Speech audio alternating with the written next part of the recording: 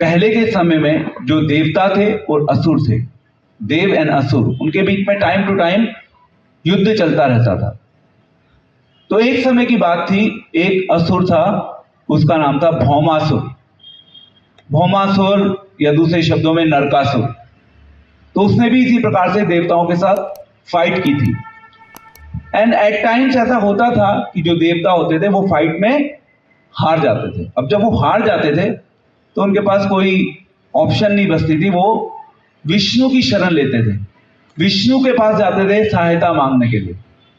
And Vishnu अपने भक्तों की, देवगणों की सेवा करने के लिए, उनकी सहायता करने के लिए भगवान हमेशा तैयार रहते हैं। भगवान के पास कोई भी जाता है, भगवान उसकी सहायता करने के लिए तैयार हो जाते हैं। तो इसी प्रकार से भगवान के पास एक बार जब इस प्रकार से भौमासुर ने इंद्र के ऊपर अपनी विजय प्राप्त की थी, तो इंद्र बहुत ज्यादा परेशान हो गया और इंद्र गया भगवान के पास। और भगवान को इस प्रकार से पता चला कि ये जो भौमासुर है, भौमासुर ने बहुत ज्यादा समाज में उपद्रव मचा रखा है। उपद्रव मीन्स इन ए वे आतंक मचा रखा है अपनी गतिविधियों के द्वारा।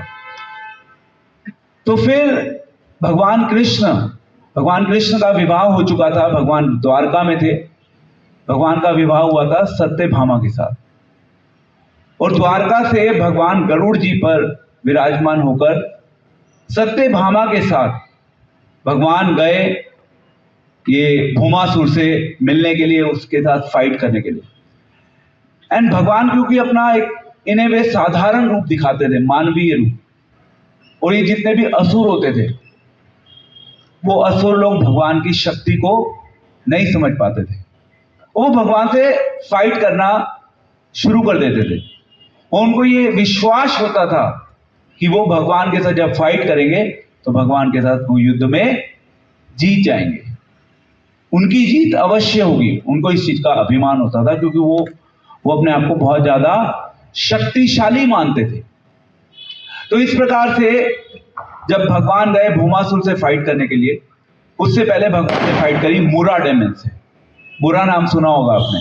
भगवान ने मुरा डेमन के साथ फाइट करी और मुरा डेमन को मार दिया। मुरा डेमन के 7 पुत्र थे।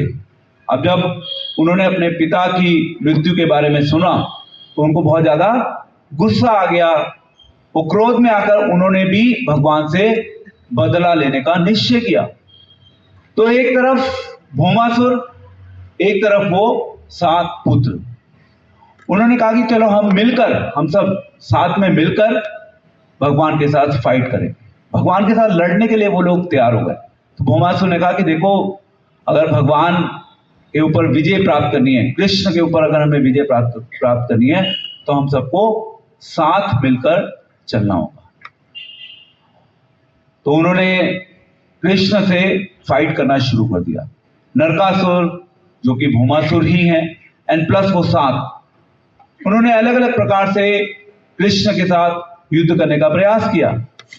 एंड भगवान ने एक एक करके पहले तो उनकी पूरी सेना को खत्म कर दिया, फिर उनकी सेना में जितने भी हाथी, घोड़े, उन सबको भगवान धीरे धीरे खत्म करते चले गए। और फाइनली भगवान ने जब भौमासुर के साथ युद्ध किया, भगवान ने भौमासुर को भी युद्ध में हरा दिया। अब ये भौमासुर जो है, इसका एक महत्वपूर्ण इतिहास है।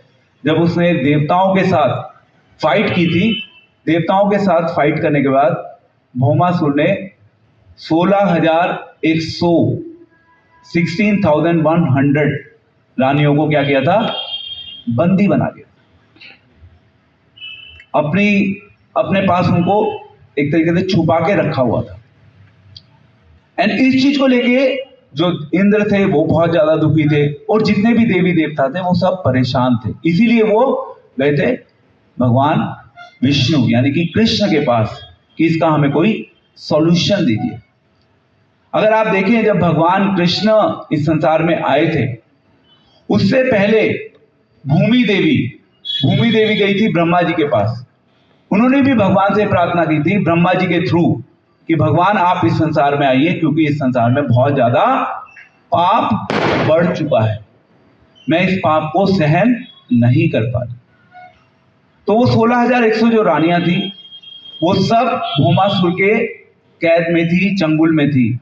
और प्रैक्टिकली देखा जाए तो उनसे अगर उनको बचाना था तो वो केवल कृष्ण ही उनको बचा सकते थे और कोई ऑप्शन नहीं थी। इसीलिए देवताओं ने स्पेसिफिकली कृष्ण की शरण ली थी। इसके अलावा वो जो भौमासुर था उसने इंद्र जो थे, इंद्र की जो मदर थी, माँ, उनके कुंडल वगैरह भी चुरा लिए थे। बहुत कुछ किया था उसने। एंड कृष्णा सत्यभामा के साथ गए थे, उसका भी एक स्पेसिफिक रीजन था। वो रीजन भी अभी आएगा, क्योंकि भगवान कृष्ण को ऐसा सत्यभामा के साथ जाने की कोई आवश्यकता नहीं थी। कृष्ण ने फाइट करनी थी। फाइट जब करनी है तो अकेले फाइट हो सकती है, उसके लिए अलग से भगवान को सत्यभामा को अपने साथ लेके जाने की आवश्यकता नहीं थी। तो फाइनली इस प्रकार से युद्ध हुआ भौमासुर एवं कृष्ण के बीच में, और कृष्ण ने बहुत सरलता से भौमासुर का वध कर दिया, मार दिया भौमासुर। तो भगवान कृष्ण मारते भी हैं और भगवान कृष्ण रक्षा भी करते हैं। हम जिस भावना के साथ भगवान को अप्रोच करेंगे, भगवान उसी भावना के अकॉर्डिंग हमारे साथ व्यवहार करते हैं, हमारे साथ डील करते हैं भगवान। और जो भौमासुर थे, उनकी जो मदर थी पृथ्वी माता, तो जब इस प्रकार से भगवान ने भौमासुर का वध कर दिया, पृथ्वी माता ने प्रार्थना करना शुरू किया भगवान की स्तुति करना शुरू किया। एंड इंटरेस्टिंग बात यह कि जब भी कोई भगवान की स्तुति करता है, यानी कि भगवान का कोई गुणगान करता है, भगवान की जो अच्छी क्वालिटीज हैं, भगवान के गुणों के बारे में भगवान को ही बताता है, तो कहीं ना कहीं उसके पीछे कुछ ना कुछ एट टाइम्स प्रयोजन होता है। प्रयोजन कुछ लक्ष्य होता है। जैसे हम सब अभी दीपावली थी, तो दीपावली में हम सब लक्ष्मी गणेश का पूजन करते हैं, है ना। आप सबने अभी किया होगा लक्ष्मी गणेश का पूजन। तो जनरली जो लक्ष्मी गणेश का पूजन किया जाता है, उसमें इन्हें वे देखा जाए तो 3 लक्ष्य छुपे होते हैं। 3 लक्ष्य होते हैं। पहला लक्ष्य, क्योंकि एक सामाजिक पारिवारिक परंपरा है, उस परंपरा के चलते हम अपने घर में लक्ष्मी गणेश का पूजन करते हैं। एंड वो परंपरा चलती आ रही है, हम उस परंपरा का पालन कर रहे हैं। ये एक उद्देश्य हो गया। दूसरा उद्देश्य, हमें डर भी लगता है। हमें डर लगता है कि अगर हमने भगवान की इस प्रकार से वर्शिप नहीं करी, देवी देवता की हमने पूजा नहीं करी, तो हमारे जीवन में कुछ गलत हो सकता है। यानी कि हम डर कर देवी देवताओं की, भगवान की वर्शिप करना शुरू करते हैं। ये दूसरा लक्ष्य हो गया, थर्ड रीजन। क्योंकि हमें कुछ चाहिए, हमारे माइंड में अपेक्षाएं होती है ना, हम कुछ चाहते हैं, हम अपनी उस चाहत को पूरा करने के लिए लक्ष्मी गणेश की पूजा करना शुरू कर देते हैं। सो ये 3 लक्ष्य हो गए। मैं ये नहीं बोल रहा कि वो सही है गलत है, वो एक अलग विषय है। अभी मैं बात कर रहा हूँ कि 3 लक्ष्य होते हैं, और उन 3 लक्ष्यों की प्राप्ति के लिए, उन 3 लक्ष्यों की पूर्ति के लिए हम जनरली इस प्रकार से देवी देवताओं की वर्शिप करते हैं। तो ऐसे ही जब भूमि यानी कि पृथ्वी माता, जब उन्होंने भगवान की स्तुति करी, तो उनके माइंड में भी कुछ था, उनकी भी कुछ इच्छा थी। जैसे हम स्तुति करते हैं तो हमारे हार्ट में कुछ इच्छा होती है, उस इच्छा की पूर्ति के लिए हम जनरली भगवान की वर्शिप करते हैं। तो भूमि जो थी, वो उनके हार्ट में इच्छा थी कि उनके जो भौमासुर जो था, उसका जो बेटा था, उसका नाम था भगदत्त। ये नाम माइंड में रखिएगा, भगदत्त। तो जो भगदत्त था, वो जब उसे पता चला कि ऐसे भगवान कृष्ण ने भौमासुर का वध कर दिया है, भौमासुर को मार दिया है, तो वो बहुत ज्यादा भयभीत हो गया था, डर गया था वो बहुत ज्यादा। और जनरली ऐसा देखा जाता है कि जब हम जीवन में भयभीत हो जाते हैं, तो भयभीत से उसका परिणाम क्या होता है हमारी लाइफ के ऊपर। हम भयभीत हो गए, नेक्स्ट इज भयभीत होने के बाद हम भ्रमित होना शुरू हुए। तो भयभीत होना एंड देन नेक्स्ट उसका रिजल्ट जो होता है वो होता है भ्रमित होना। डर रहे हैं, हम चीजों को नहीं कर पाते, हम कंफ्यूज हो जाते हैं। तो इसी प्रकार से जो भगदत्त था, भौमासुर का बेटा, वो बहुत ज्यादा डरने लगा। उसको कुछ समझ नहीं आ रहा था क्या करना है, क्योंकि इन्हें वे पिता जो उनके बहुत शक्तिशाली असुर थे, उनकी लाइफ खत्म हो चुकी थी। तो जो भूमि पृथ्वी देवी थी, पृथ्वी देवी ने ये प्रार्थना करी कि भाई ये जो भगदत्त है, अब ये प्रैक्टिकली अनाथ हो गया है, इसके जीवन में कोई आश्रय के लिए कोई, इसके जीवन में कोई विषय नहीं है, ये किसके आश्रय में जाए।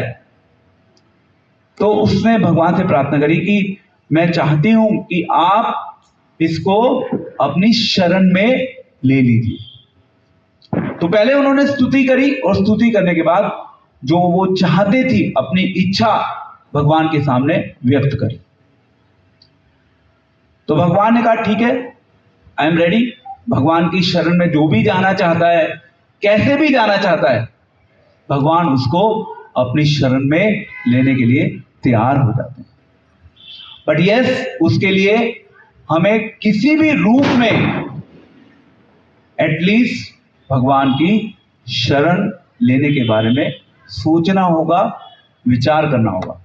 तो भौमासुर नहीं गया, बट जो भौमासुर का पुत्र था भगदत्त, उसको इस प्रकार से अपनी ग्रैंड मदर के थ्रू भगवान की शरण लेने का अवसर मिला, एंड उसने उस अवसर को इमीडिएटली एनकैश कर दिया।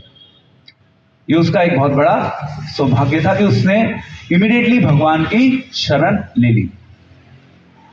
और जब भगवान ने भौमासुर को मार दिया, भौमासुर को मारने के बाद भगवान भौमासुर के राजधानी में भगवान ने प्रवेश किया। भगवान विजिट कर रहे थे वहां पे, तो भगवान ने देखा कि वे ऐसे महल में 16,100 रानियां जो हैं वो सब बंदी हैं, उनको पकड़ के रखा हुआ है। तो फिर अब जब उन रानियों ने भगवान कृष्ण को देखा, अब वो सब यंग रानियां थी, अब जो भी भगवान को देखता था, स्पेशली यंग फीमेल्स, वो भगवान की ओर आकर्षित हो जाते थे। एंड इन्हें वे, उनके हृदय में इच्छा होती थी कि यस, हम भगवान को अपने पति के रूप में स्वीकार करना चाहते। तो ये एक तो जो रानियां थी उनकी इच्छा थी, एंड दूसरी तरफ भगवान भी, अगर कोई भी भगवान को अप्रोच करता था इस भावना के साथ, कोई ऐसा हो सकता है जो भगवान को अपने मालिक के रूप में भगवान को अप्रोच कर रहा है, यानी कि वो अपने आप को दास समझता है और वो भगवान को मालिक के रूप में अप्रोच कर रहा है। कोई ऐसा भी होता है भगवान की लीला में जो भगवान को अपने मित्र के रूप में भगवान के साथ अपना संबंध बनाना चाहता है। कोई ऐसा भी होता है जो भगवान को अपने पुत्र के रूप में देखना चाहता है, और कोई ऐसा भी होता है जो भगवान को अपने लवर के रूप में देखता है। अब क्योंकि भगवान इतने सुंदर हैं, भगवान को कोई भी देखता है तो वो इमीडिएटली भगवान की ओर आकर्षित हो जाता है। अब ये तो था द्वारका का टाइम जब भगवान कृष्ण इस संसार में थे। उस समय तो सबके पास अवसर था भगवान को देखने का। अगर हम आज की बात करें तो आज वी नो दैट कि कृष्णा भगवान ऐसा हमारे सामने तो नहीं आ रहे, कृष्ण भगवान हमारे सामने तो आ नहीं रहे। कृष्ण भगवान हमें, इन्हें वे दर्शन भी नहीं दे रहे अभी, क्योंकि अभी हम दर्शन के अधिकारी नहीं है, अभी हमारे पास योग्यता नहीं है भगवान के दर्शन करने की। इसलिए भगवान चाहते हैं कि अभी हम इंतजार करें, बट यस, उस इंतजार के साथ साथ हमारी इच्छा जो है, हमारी इच्छा प्रबल होनी चाहिए, हमारी इच्छा प्रगाढ़ होनी चाहिए। और जितनी प्रगाढ़ हमारी इच्छा होगी, हमारी इच्छा के अकॉर्डिंग भगवान हमारे साथ रेसिप्रोकेट करेंगे।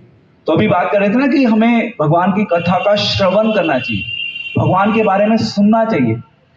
जब हम बार बार इस प्रकार से भगवान के बारे में सुनते हैं तो धीरे धीरे धीरे धीरे धीरे हमारी इच्छा विकसित होना शुरू होती है, फिर हमारा भगवान में इंटरेस्ट बढ़ने लगता है। ये एक दिन का काम नहीं है। आप कहेंगे भाई कार्तिक मास के महीने में हमने पूरे महीने हमने भगवान की कथा का श्रवण किया, कार्तिक मास के महीने में हमने पूरे महीने प्रभात फेरी में भाग लिया। अच्छा है, आज सुबह ही मैं एक प्रवचन सुन रहा था, उसमें वो ये कह रहे थे कि ये तो भगवान का एक आप सबके लिए, हम सबके लिए एक स्पेशल अरेंजमेंट है कार्तिक मास।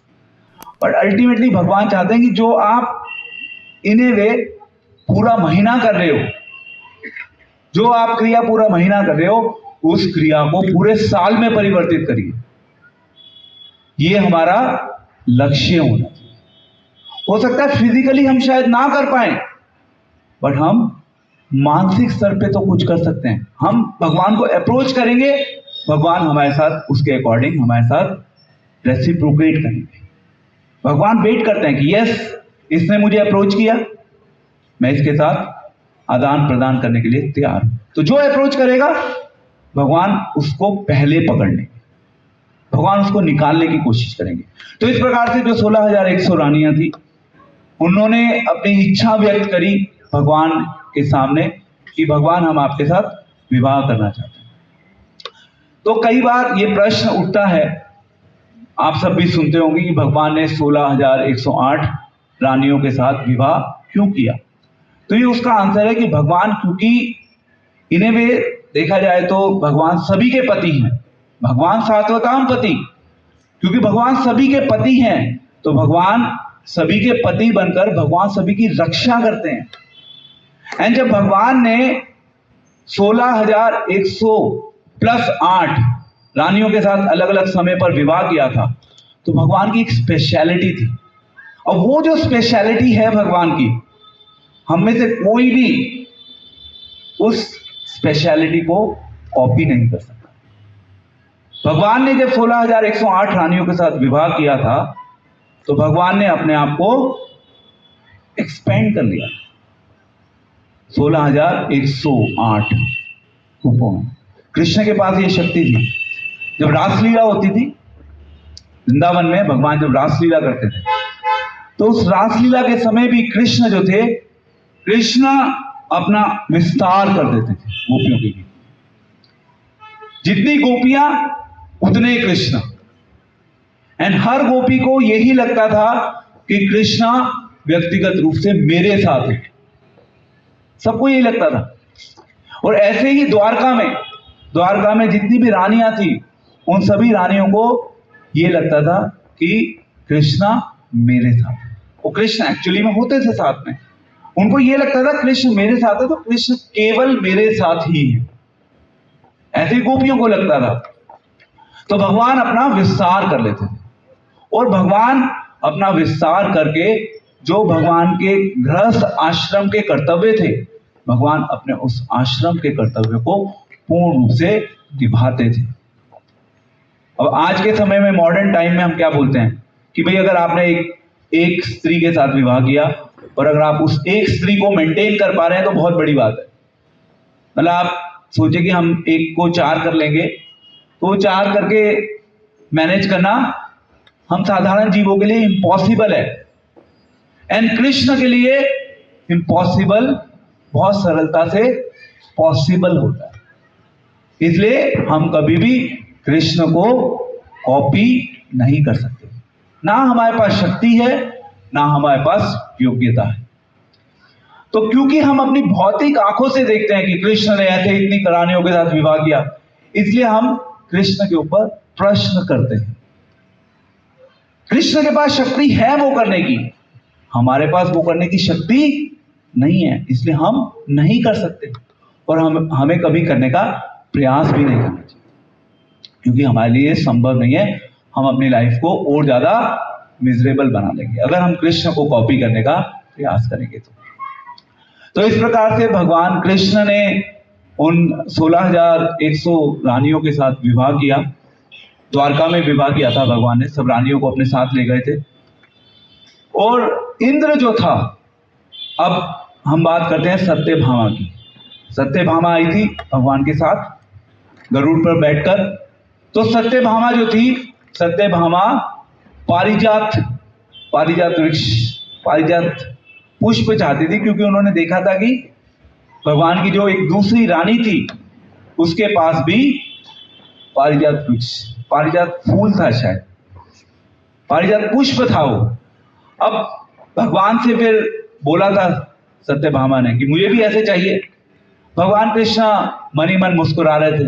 कृष्णा सोचते हैं कि आई मीन कंपटीशन की स्पिरिट शुरू हो गई ना, ऐसे ही होता है संसार में, कंपटीशन करना हम लोग शुरू कर देते हैं। भगवान ने कहा ठीक है, तुम पारिजात पुष्प की बात करते हो, हम तो स्वर्ग से हम पूरा पारिजात का वृक्ष ले आएंगे और उसको द्वारका में स्थापित कर देंगे। अब जो देवता थे इंद्र के साथ मिलकर, सब देव लोग सोच रहे थे कि यार आई मीन टू से कृष्ण कुछ भी करने के लिए तैयार हो जाते हैं। अपनी पत्नी को संतुष्ट करने के लिए कृष्ण ने कहा ठीक है, हम तो वृक्ष लेके चलते हैं। एंड मजे की बात यह है कि जिन देवता लोगों की भगवान सहायता करने के लिए आए थे, वही लोग अब भगवान के साथ लड़ाई करने के लिए तैयार हो गए। किस लिए? एक उस पारिजात वृक्ष की वजह से। भगवान ने उनको हरा दिया। लड़ाई हुई, लड़ाई में भगवान ने उनको हरा दिया। अब इंद्र के स्वभाव के बारे में अगर हम थोड़ा सा सोचें, ऐसा नहीं कि वो केवल इंद्र का स्वभाव है, ये इस संसार के हम सब लोगों का स्वभाव है जो इंद्र के स्वभाव में दिखता है। जब इंद्र का अपना मतलब था, इंद्र अपने मतलब के लिए कृष्ण के पास गए रक्षा के लिए। कृष्ण ने भौमासुर को मार दिया, और जो इंद्र थे और कृष्ण ने मार दिया। उसके बाद कृष्ण ने जो कुंडल थे इंद्र की मदर के, जो भौमासुर ने चुरा लिए थे, वो कुंडल भी कृष्ण ने दे दिए इंद्र को। अब जब पारिजात वृक्ष लेने की बारी आई तो इंद्र भगवान के साथ अगेन लड़ने के लिए तैयार हो गया। तो यहां पे शिक्षा क्या है? इंद्र का जो स्वभाव है, वो स्वभाव इन ए वे, अगर आप अपना सही ढंग से थोड़ा सा भी अपने अंतःकरण में जाके सोचेंगे तो जो इंद्र का स्वभाव है वो हम सबका स्वभाव है। इंद्र बेसिकली स्वार्थ का प्रदर्शन कर रहे थे, है ना। इंद्र स्वार्थी हो गया था। जब अपना मतलब था तो वो भगवान की शरण में चला गया, भगवान बचा लो हमें। मतलब पूरा हो गया, भगवान ने एक छोटा सा पारिजात वृक्ष स्वर्ग से लेने की कोशिश करी, उसने भगवान से लड़ाई करनी शुरू कर दी। इसको बोलते हैं स्वार्थ। हम सब प्रैक्टिकली इस संसार में जो भी करते हैं, जो भी हम लोग करते हैं, हम सब अपने जीवन में अपने स्वार्थ के वश में आकर चीजों को करने का प्रयास करते हैं। एंड कृष्ण भक्ति जो है ना, एक दृष्टिकोण से देखा जाए तो कृष्ण भक्ति जो है वो हमें ये शिक्षा देती है कि भाई ये जो सेल्फिश मेंटालिटी है, उस सेल्फिश मेंटालिटी से बाहर निकल के हमें सेल्फलेस होकर इस संसार में जीना है। क्योंकि जब तक हम जीवन में सेल्फलेस नहीं होंगे, ध्यान से सुनिएगा, जब तक हम लोग जीवन में सेल्फलेस नहीं होंगे तब तक हम इस संसार के लोगों के कल्याण के बारे में सोच भी नहीं पाएंगे। और हम सबको अल्टीमेटली अगर जीवन को जीना है, अल्टीमेटली जीवन दूसरे लोगों के कल्याण के लिए ही बना है। ये हमारे जीवन का लक्ष्य होना चाहिए। और उसके लिए हमें यह भी पता होना चाहिए कि कल्याण होता कैसे है। अब इंद्र के केस में सबसे बड़ी प्रॉब्लम जो मैंने शुरू में डिस्कस करी थी, इंद्र के केस में ये सबसे बड़ी जो प्रॉब्लम थी, इंद्र का स्वार्थी होना, इंद्र का अभिमानी होना, ये प्रॉब्लम इंद्र के पास इसलिए बार बार इंद्र को परेशान करती थी क्योंकि इंद्र जो था, इंद्र बेसिकली इंद्र के पास बहुत कुछ था। उसके पास बहुत अधिक धन, संपत्ति, पोजीशन बहुत बड़ी थी। इंद्र की पोजीशन देवता की, उसमें देव समाज में इंद्र की पोजीशन बहुत बड़ी। ये जो पोजीशन होती है ना, ये एक दृष्टिकोण से देखा जाए तो जितनी बड़ी पोजीशन उतना बड़ा खतरा।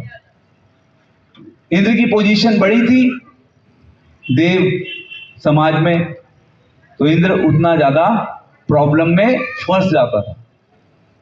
तो जितनी बड़ी पोजीशन होगी उतना ज्यादा खतरा होगा, और जितना ज्यादा हमारे जीवन में हमारे पास अलग अलग पोजीशंस होंगे उतना ज्यादा हमारे लिए खतरा है।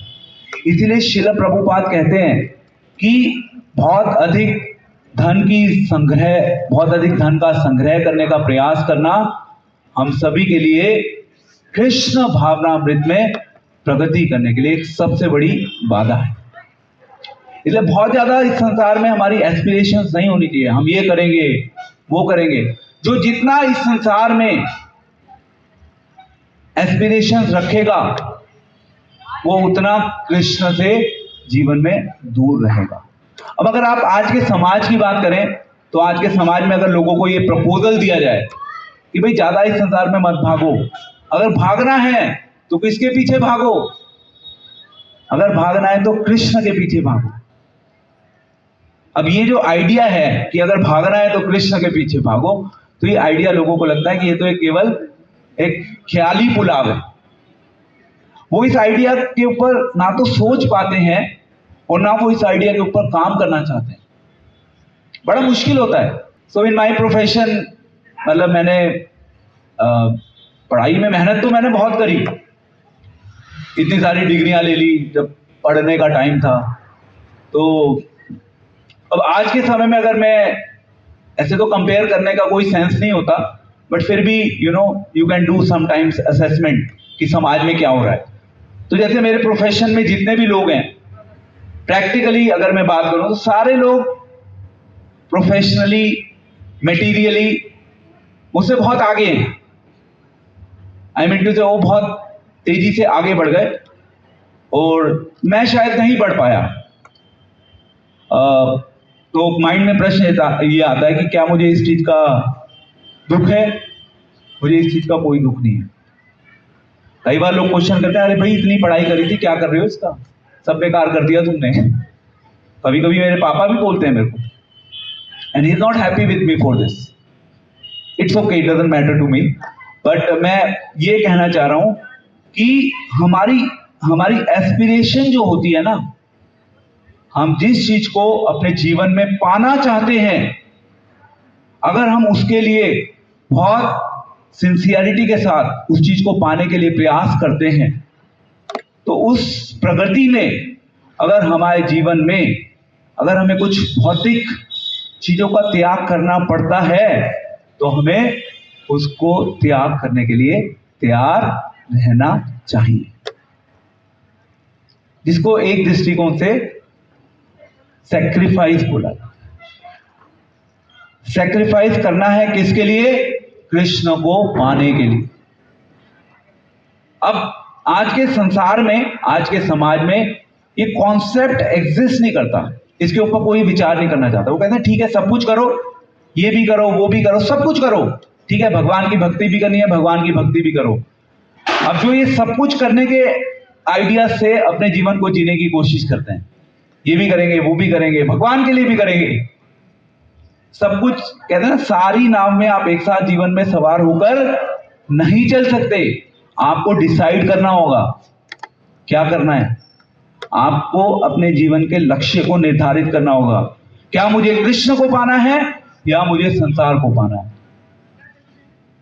आप देखिए इंद्र जैसा डेमीगॉड, देवता, वो बार बार विचलित हो रहा है। जो इन्हें में भगवान की सेवा कर रहा है वो गोवर्धन लीला में भी विचलित हो गया, अब यहां पे भी वो विचलित हो गया। अब जब वो विचलित हो सकता है तो हम किस खेत की मूली है? विचलित होने के लिए तो इस संसार में हमारे पास बहुत सारी ऑप्शंस अवेलेबल हैं, कोई सीमा ही नहीं है ऑप्शंस की। मतलब आज के समय में अगर आप समाज में धोती कुर्ता पहन के जा रहे हैं, तिलक लगा के जा रहे हैं, तो लोग कहेंगे ये तो एलियंस आ गए हैं। कृष्ण भावनामृत में ऐसा नहीं कि केवल एक सेंटिमेंटल आइडियोलॉजी के साथ हम लोग आगे बढ़ रहे हैं। कृष्ण भावनामृत में बहुत डीप स्तर पे इंटेलेक्चुअलिज्म जुड़ा हुआ है। इंटेलेक्चुअलिज्म मीन्स जहां पे आप लॉजिक की बात करते हैं, आप चीजों को केवल स्वीकार करने के लिए स्वीकार नहीं करते, आप चीजों की गहराई में जाकर क्यों और कैसे के ऊपर भी फोकस करते हैं। ये कृष्ण भावनामृत का इस संसार के लोगों को एक विशेष गिफ्ट है। तो इस प्रकार से भगवान कृष्ण ने 16,100 रानियों के साथ विवाह किया, क्योंकि भगवान उनकी रक्षा करना चाहते। भगवान जो भी भगवान की शरण लेता है, भगवान उसकी रक्षा करने के लिए तैयार होकर खड़े हो जाते हैं। ओके, आपको ऐसे रक्षा करवानी है, पति के रूप में रक्षा करवानी है, मैं रेडी हूं। मित्र के रूप में रक्षा चाहिए, मैं रेडी हूं। आपको अप्रोच करना होगा। आप किस भावना के साथ जाएंगे, भगवान आपकी उस भावना के साथ आपके साथ रेसिप्रोकेट करने के लिए तैयार हो जाएंगे। ये भगवान की महानता है, ये भगवान का गुण है, और हम सभी को भगवान के उस गुण का सम्मान करते हुए भगवान की शरण में जाने का प्रयास करना चाहिए। और ये प्रोग्राम उसी प्रयास की एक पहल है। बहुत इंपॉर्टेंट है जीवन, और जितना हम अपने इस जीवन को भगवान को समझने में लगा लें, उतना कम है। कोई लिमिट नहीं है। जीवन बहुत छोटा पड़ जाएगा भगवान को थोड़ा सा भी समझने में। इतना कुछ है समझने को बाकी।